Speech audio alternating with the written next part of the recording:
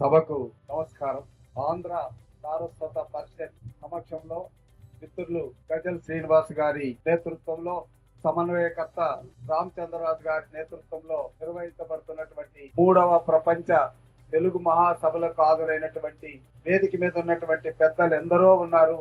వారందరికీ పేరు పేరున పాదాభివందనాలు చేస్తున్నాం. అదే విధంగా తెలుగు భాష పట్ల ఉన్న మమకారంతో ఈ రోజు ఇంతమంది హాజరయ్యారంటే వారికి తెలుగు పట్ల ఉన్నటువంటి ఆదిర అభిమానాలకు కూడా 2 చేతులతో నమస్కరించి మీ అందరికీ కూడా స్వాగతం పలుకుతున్నాం.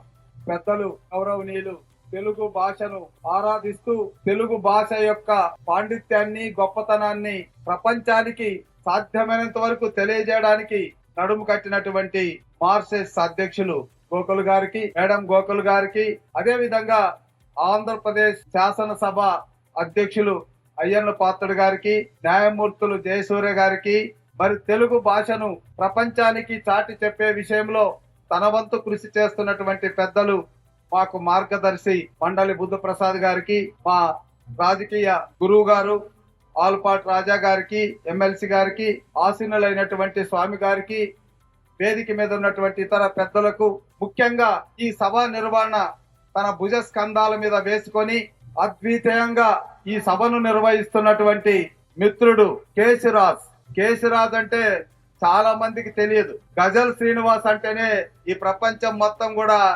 గజల్ శ్రీనివాస్ వైపు చూస్తుంది. ఎందుకంటే నాకు 25 సంవత్సరాలుగా ఆయనతో పరిచయం ఉంది. వెస్ట్ గోదావరి జాయింట్ కలెక్టర్ నుంచి నిజామాబాద్ కలెక్టర్ గా ఉన్నప్పుడు, గుంటూరు కలెక్టర్ గా ఉన్నప్పుడు కూడా అనేక సందర్భాల్లో ఆయనతో పాటలు పాడించాం. అంటే ఎందుకు ఆయన అంత ప్రసిద్ధి చెందాడు అంటే, ఈ ప్రపంచంలో ఉన్న 125 భాషల్లో గాంధేయవాదం మీద గజల్ పాడినటువంటి ఏకైక గాయకుడు ఎవరన్నా ఉన్నారంటే అది గజల్ శ్రీనివాస్ అన్నటువంటిది స్పష్టం, సత్యం. అలాంటి బిడ్డ మన తెలుగు గడ్డ మీద పుట్టడం మన అదృష్టంగా మనం భావించాలి. కుటుంబ విలువల మీద పాడినా, అన్నాదమ్ముల అనుబంధం మీద పాడినా, తల్లి యొక్క మమకారం మీద పాడినా, మాననీయ కోణంలో పాడినా ఆయనకే సాటి. ఎందుకంటే ఆ గజల్ స్వరంలో ఎంతో ఆప్యాయత ఉంటది. ఒక్కసారి తల్లిని గురించి ఆయన పాటలు పాడితే కళ్ళల్లో నీళ్లు వస్తాయి. అంత అద్భుతమైనటువంటి మేధస్సు కలిగినటువంటి గజల్ శ్రీనివాస్ ఆధ్వర్యంలో ఈ సభ నిర్వహించడం నిజంగా మన అందరి యొక్క అదృష్టం. అదే విధంగా ఆయనకు తోడుగా సమన్వయకర్తగా మరి గోదావరి జిల్లాల నుంచి తెలుగు భాషకు విశేషమైనటువంటి ప్రాచుర్యం అందిస్తున్నటువంటి పెద్దలు రామచంద్రరాజు గారికి కూడా ప్రత్యేకమైనటువంటి ధన్యవాదాలు తెలియజేసుకుంటూ, ఇక్కడ మనం గమనించాల్సినటువంటిది, తెలుగు భాష ఈరోజు ప్రపంచ స్థాయిలో జరుపుకోవడం ఎందుకు, తెలుగు భాషకు ఉన్నటువంటి విశిష్టత ఏంటి అన్నటువంటి విషయం మీద నేను 4-5 మాటలు మాట్లాడతాను. ఎందుకంటే దేశ భాషలందు తెలుగు లెస్స అన్నారు. ఈరోజు 1600 పైగా భాషలు ఉన్నాయి దేశంలో. 22 భాషలు అఫీషియల్ గా డిక్లేర్ చేయబడ్డాయి. అదేవిధంగా ప్రపంచంలో తీసుకుంటే 7000 భాషలు ఉన్నాయి. 7000 భాషల్లో కూడా ఈరోజు ప్రపంచం మొత్తంలో అత్యధిక భాషలు మాట్లాడేటటువంటి వాళ్ళలో క్రమ సంఖ్యలో తీసుకున్నట్లయితే 15వ స్థానంలో ఉన్నాం. అంటే 7000 భాషలు ప్రపంచంలో మాట్లాడితే తెలుగు 15వ స్థానంలో ఉందంటే అది మన తెలుగుకున్నటువంటి ప్రత్యేకత.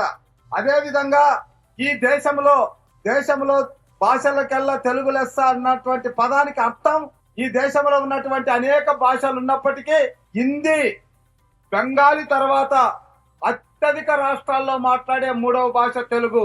ఇది కూడా మనం గమనించాలి. 2 రాష్ట్రాలకు అధికార భాష, పక్కనే ఉన్నటువంటి యానాం జిల్లాకు అధికార భాష, బెంగాలీలో అదనపు భాష.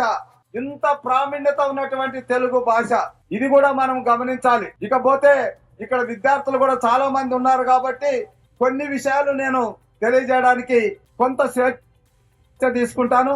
ఇక్కడ మేము గమనించాల్సినటువంటిది, తెలుగు భాషకు ఆనవాలు ఏంటంటే ద్రావిడ భాష. దక్షిణాది రాష్ట్రాల్లో అత్యధికంగా మాట్లాడేటటువంటి ద్రావిడ భాష నుంచి పుట్టిందే తెలుగు. ఆ తెలుగు భాషకు గోండి, కోయ వంటి భాషలతో సంబంధం ఉన్నది తెలుసుకోవాలి. ఈ భాష సంస్కృతం నుంచి, ప్రాకృత భాషల నుంచి పదాలు వస్తాయి కాబట్టి సాహిత్యపరంగా దీనికి ఎంతో వైభవం ఉంది. సాహిత్యపరంగా చూసుకున్నట్లయితే పెద్దలు నన్నయ్య గారు మహాభారతాన్ని తెలుగులో అనువదించిన తర్వాత, అదే విధంగా త్యాగరాజు గారి కీర్తనలు, అన్నమయ్య గారి సంకీర్తనలు, మరి విశ్వనాథ సత్యనారాయణ గారి రామాయణ కల్పవృక్షం ఇలాంటి గ్రంథాలను చూసినట్లయితే తెలుగు యొక్క విశిష్టత మనకు అర్థమవుతుంది. అంతేకాకుండా ఇది వాడుక భాషలోకి తెచ్చినటువంటి మహానుభావుడు వెంకట రామ్మూర్తి గారు, పిడుగు వెంకట రామ్మూర్తి గారు. ఎందుకంటే గ్రాంధిక భాషలో ఉన్నటువంటి ఈ భాషను వాడుక భాషలోకి తెచ్చినటువంటి మహానుభావుడు.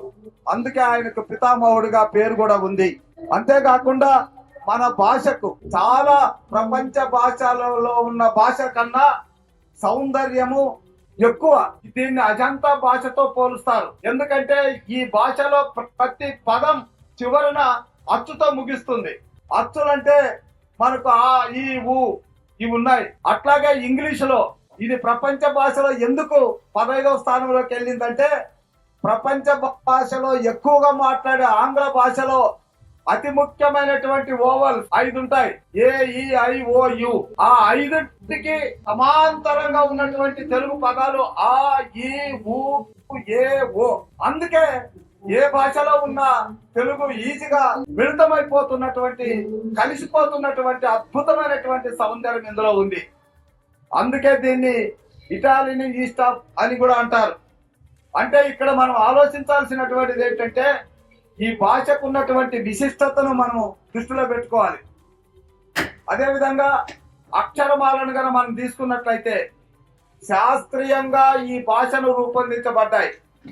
సంస్కృతంలో, ప్రాకృతంలో ఉన్నటువంటి పదాలను ఏరి కోరి కూర్చి తెలుగు భాషను రూపొందించారు. కాబట్టి ఈ పదాలకు ఏ పదమైనా మనం పలకడం ఏదైతే ఉందో రాయడం కూడా అలాగే రాస్తాం. ఇటుక అంటే ఇటుకే రాస్తాం, కిటికీ అంటే కిటికే రాస్తాం. కానీ ఆంగ్లంలో వాక్ అంటే ఎల్ పలకం, ఆనరబుల్ స్పీకర్ అంటే దాంట్లో 2-3 అక్షరాలే పలకం.